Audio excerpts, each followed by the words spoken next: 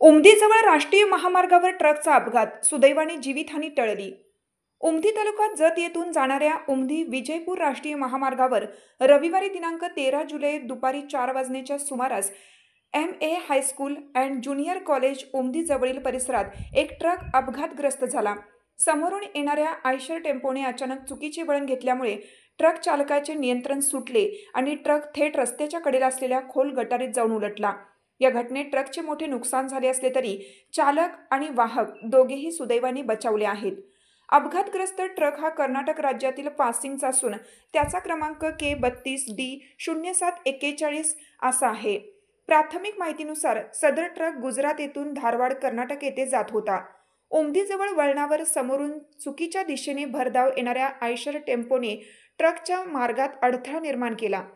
टेम्पोचा धक्का चुकवण्याच्या प्रयत्नात ट्रक चालकाचा ताबा सुटून